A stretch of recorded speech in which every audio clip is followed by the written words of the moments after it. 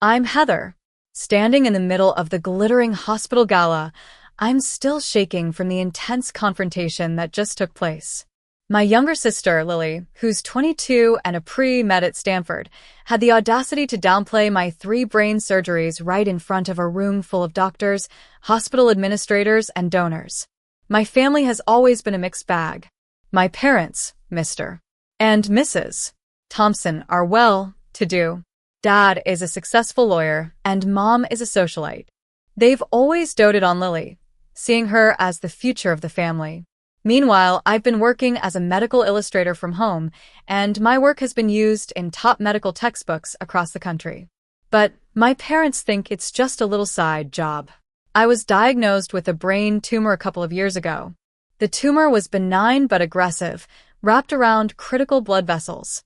I've had 3 brain surgeries in 18 months, each one riskier than the last.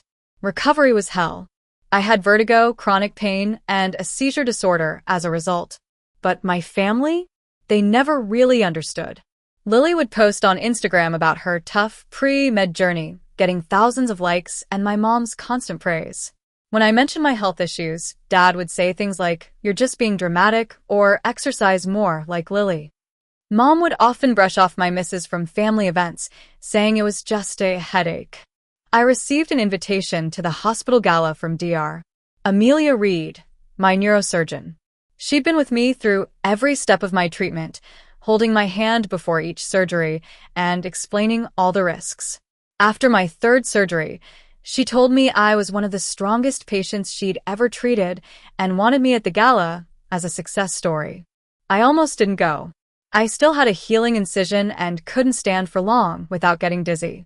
But I decided to go, buying a dress that hid my medical alert bracelet and practicing walking in heels. I didn't tell my family. I knew they wouldn't care. When I arrived at the gala, Dr.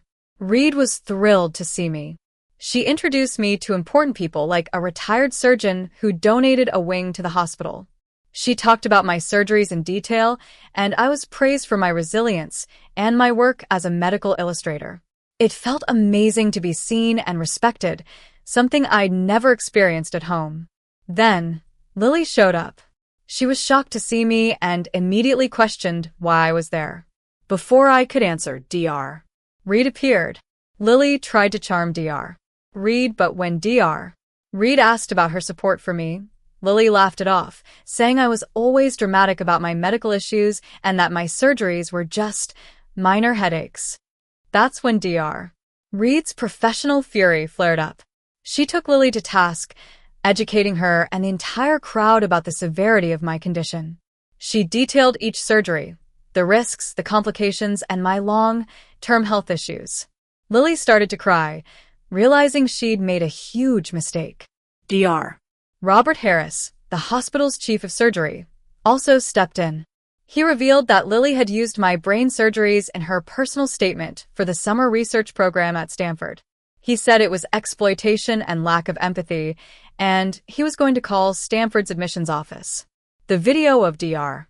Reed's speech went viral. Lily's Instagram posts, where she painted herself as a supportive sibling, were exposed. Stanford rescinded her acceptance, and all the medical schools she'd interviewed with sent rejection letters. My parents called me, blaming me for embarrassing Lily. I stood up for myself for the first time. I told them that Lily had embarrassed herself by lying and exploiting my trauma. I said I was done lying for the family and that I'd paid for my own medical care, taken Ubers to surgery, and recovered alone. I blocked their numbers and changed my emergency contacts to Dr. Reed and my physical therapist. 6 months later, I was at a medical illustration conference in New York.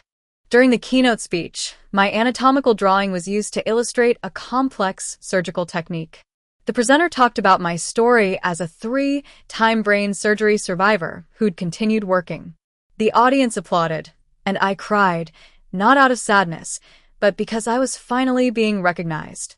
When my phone buzzed with a text from Lily asking to talk, I deleted it. I'd rebuilt my life without their support, and I didn't need their validation anymore. The people who mattered, like Dr.